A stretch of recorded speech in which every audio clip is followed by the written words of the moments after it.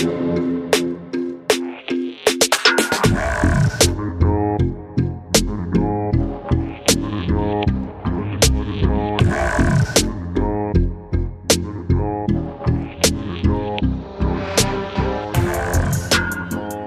to 10-Minute Murder, brief and bingeable true crime. I'm Joe, the host. Thank you for joining today. And before we jump into the story, I have two quick favors to ask you. The first one is a bigger ask, so I'll start with that one. If you enjoy listening to this podcast and you think that you know someone that might also enjoy it, please let them know about it. A bunch of you have reached out and told me that you actually share links to the podcast on your social media, and that's awesome. And that helps the show grow. I really appreciate it. As a matter of fact, I should start a rewards program. I send out a bunch of punch cards, and for every 7th episode share of 10-Minute Murder, you get a free episode. And that's funny because they're all free. That's my first favor. My second one, give me a break on the episode today with the pronunciations. I'm American, obviously. I went to a public school. I took Spanish, so I know a little bit of that. I lived in Germany for a time, so I know a little bit of that. And I struggle with names as a whole, and that's been established on this podcast. I don't know what the connection is with my brain and names. I just can't quite make it all the time. But today is Japan. And if it weren't such a highly requested story, I wouldn't even attempt because I don't like to get things wrong. So favor number 2, give me a little leeway on the pronunciations. I researched them, I learned how to say them, but that doesn't mean I'm going to, como se dice, get it correct. Hey, if this is your first time listening to 10-Minute Murder, please subscribe wherever you are listening right now. Connect with me on social media, see the visuals that we're talking about here in the podcast, and if you like the episode, leave a rating and review anywhere that is possible. Your positive feedback is appreciated. Go to 10minutemurder.com for all things related to 10-Minute Murder. Now to today's story.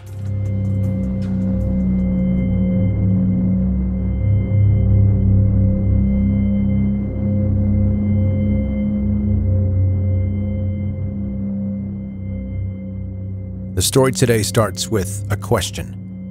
What is the most disturbing true crime case you've ever heard of? Every time this question is asked, there's one case that is mentioned nearly every time. The murder of Junko Furuta. You're about to find out why this particular Japanese murder case made it to the mainstream of true crime discussion. In all of the online discussions about murder, Junko is often reduced to just the horrific torture she endured and the final indignity of her body being disposed of in a concrete drum. It's important to acknowledge that she was more than just a murder victim. She was a daughter and a sister, a motivated high school student that was excited for her upcoming graduation trip. Junko was pretty and charismatic, popular at school, and hoped that one day she would become a Japanese idol singer. All of these hopes for the future were brutally cut short by her attackers. The Wikipedia article on Junko's murder describes the case as the worst case of juvenile delinquency in post-war Japan. Despite this, the 4 main perpetrators of the crime received incredibly light sentences, and some of them escaping with only a short stint in juvenile detention. The heaviest sentence received was only 20 years in prison, despite the fact that all of the perpetrators were involved in kidnapping, torturing, sexually assaulting, and finally murdering an innocent high school student. Junko's torture and murder were carried out mostly by 4 teenage accomplices: Hiroshi Miyano, who was the oldest at 18 years old, Joe Ogura and Yasushi Watanabe, who were both 17, and 16-year-old Shinji Minato. It might seem unthinkable that 4 teenage boys would commit such a horrific crime, but the 4 of them weren't exactly new to illegal activity. Acting together, they had previously raped other young women, and they were looking to do it again. It was the 25th of November, 1988, and Junko had finished work for the evening. She set out to cycle home just after 8:30 p.m. when she was spotted by the boys, who were looking for a woman to rob and sexually assault. Her attackers followed a pretty polished plan. Pretending they didn't know each other, one assailant aggressively knocked Junko off of her bike, and the other approached to ask if she was okay, before generously offering to make sure she got home safe. Junko accepted the offer. After sexually assaulting Junko multiple times, Miyano the group's ringleader called his other friends to tell them he had kidnapped the girl. The boys had previously gang raped other women, but they'd always released them after the assault was over. This time, they did not plan on letting Junko go. After the boys rummaged through Junko's backpack, they found her home address written down in a notebook. They told their captive that they knew her family's address and said that if she did not comply with their demands, they would hurt her family. Then, Junko was transported to a house owned by Minato's parents. 2 days after Junko disappeared, her worried parents phoned the police to report their daughter missing. In response, her abductors made Junko make several phone calls to her parents, where she told them that she had left willingly, was visiting friends, and would not be returning home. Unfortunately, this was enough proof for the police investigation to be called off. When Shinji's parents arrived at the house and saw Junko there, it could have been the lifeline she needed, but her abductors had planned for this in advance. They made Junko pretend to be Shinji's girlfriend. However, they didn't have to worry. Shinji's parents were cautious about their son's increasingly aggressive criminal behavior, and eventually it was obvious that neither of his parents would ever intervene. Shinji stopped pretending to be dating Junko, making it obvious that she was an unwilling captive. Neither of his parents did anything to help her. Over the following weeks, Junko's abductors grew increasingly violent towards her. They invited 2 more friends over to gang rape Junko together. When her screams woke up Shinji's parents, once again, neither of them intervened. It was the first time the group of teenagers would invite friends and acquaintances over to assault Junko with them, but it wasn't the last. Over the next 40 days of her captivity, this happened repeatedly with different acquaintances, many of whom were never charged for their crimes against Junko. What Junko endured during those 40 days was horrific beyond words, and it's a miracle that she was able to survive as long as she did. The more desensitized her captors became to her fear and pain, the more they pushed the limits of what they could do to her. She was force-fed alcohol, made to breathe toxic paint thinner, and had multiple objects inserted into her, including a lit match. They poured lighter fluid on her body and set her on fire, creating deep burns which then became infected. At first, her abductors only fed her tiny amounts of food, and then they refused to give her anything but milk to eat or drink. Junko grew weaker and weaker.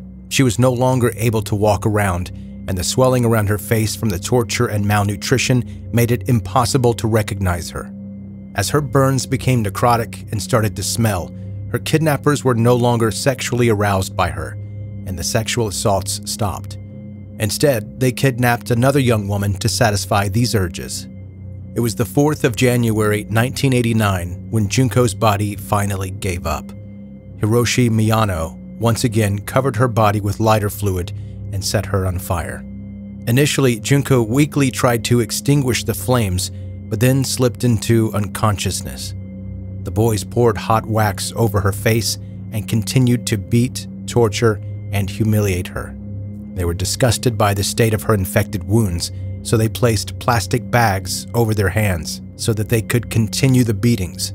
2 hours later, Junko Furuta was dead.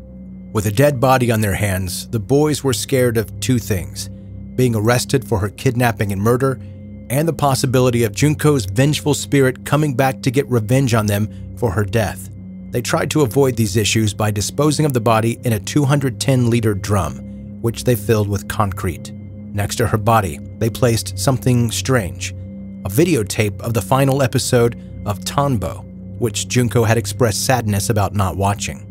This might seem like maybe a tiny act of kindness, but really it was an attempt to appease Junko's spirit so that she wouldn't haunt them. With Junko's family still believing that she had run away, her abductors and murderers almost got away with the crime.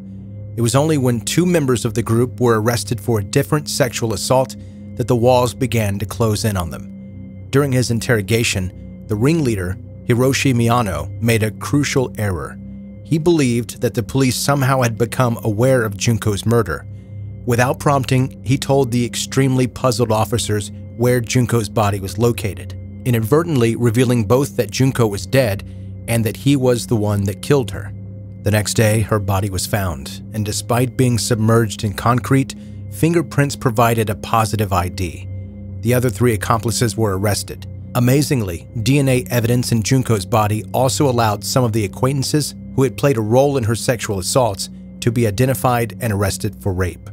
Out of all the indignities that Junko suffered, the one that sticks in the minds of many people is the lack of justice served to her killers. Because the murderers were underage, their identities were suppressed, and they all made the decision to avoid pleading guilty to murder, instead pleading only that they had committed bodily injury resulting in death.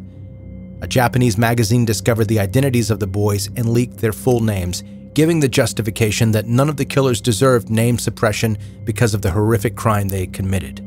The ringleader, Miyano, received the longest sentence, 20 years in prison. Unsurprisingly, several of the perpetrators reoffended, each committing combinations of assault, attempted murder, and fraud.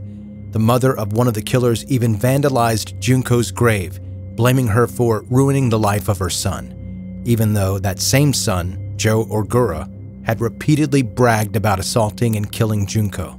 Shinji Minato's parents, who were aware of Junko's kidnap and abuse, were never charged for their failure to report the crime. Despite the videotape that they buried next to her body, if there is any chance that ghosts are real, nobody should fear being haunted more than the 4 killers of Junko Furuta.